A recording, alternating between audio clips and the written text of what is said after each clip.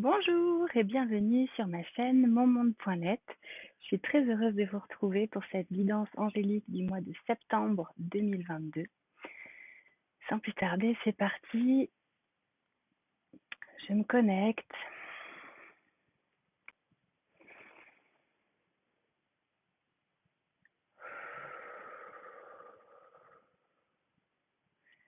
Une grande respiration. Je laisse la place aux énergies divines. Et je laisse partir l'ancien, ce qui n'est pas, ce qui n'est plus.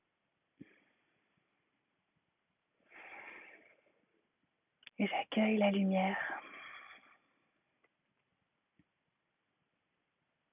avec gratitude.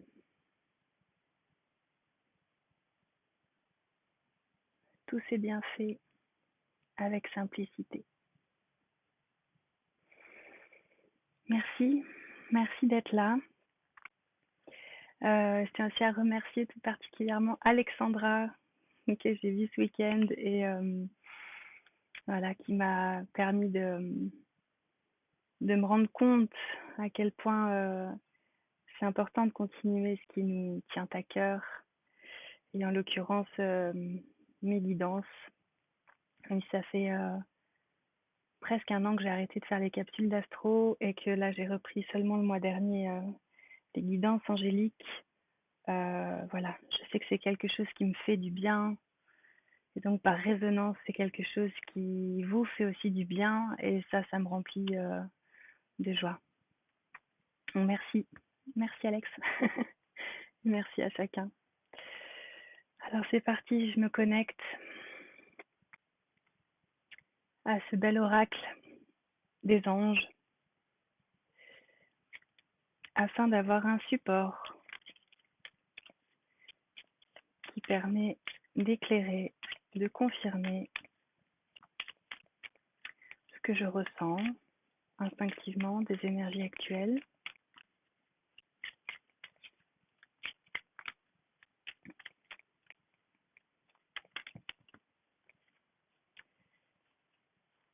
Et c'est Shekinah qui est sortie spontanément.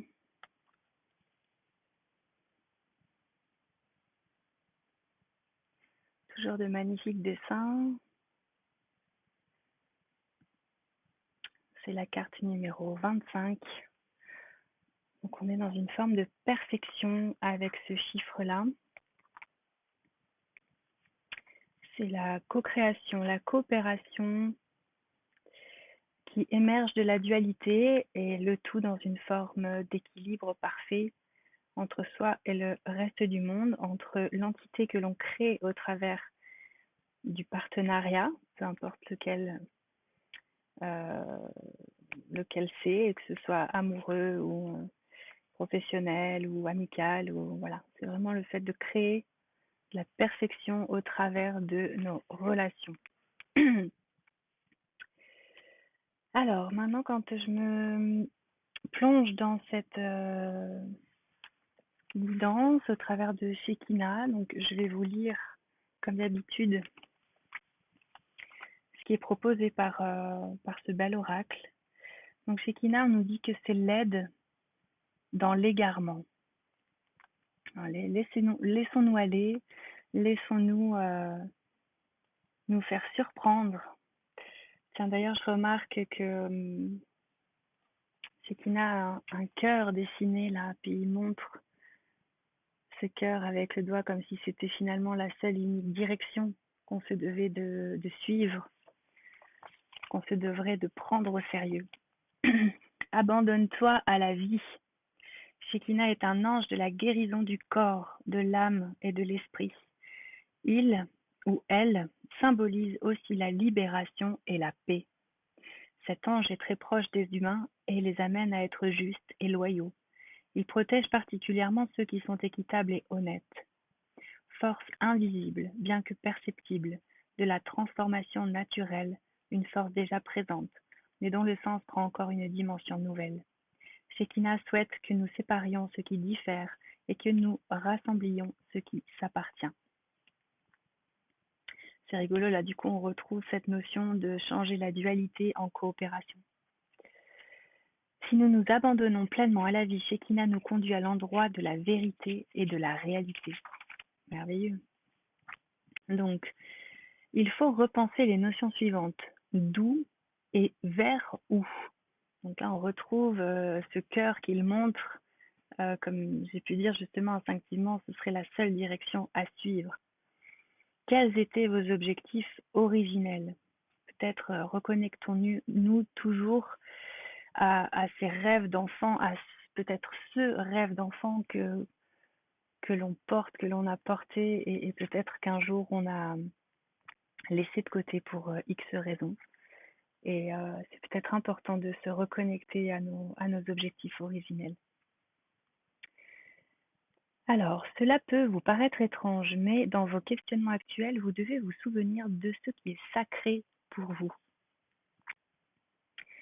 Alors, avant ou maintenant, on pourrait avoir l'habitude de dire ou même d'entendre qu'il ne faut pas exagérer ni dramatiser. Mais maintenant, ce qu'on nous conseille d'incarner, de penser, voilà, qu'est-ce qu'on pourrait répéter pour s'imprégner d'une nouvelle énergie plus évoluée, à temps particulier, mesure particulière. Donc il y a vraiment cette notion de s'adapter en fonction de la situation et de ne pas rester dans trop de rigidité. Alors, on pourrait être dans une situation où l'on se dit que l'on a fait de notre mieux et que l'on est à juste titre opposé aux exigences déplacées.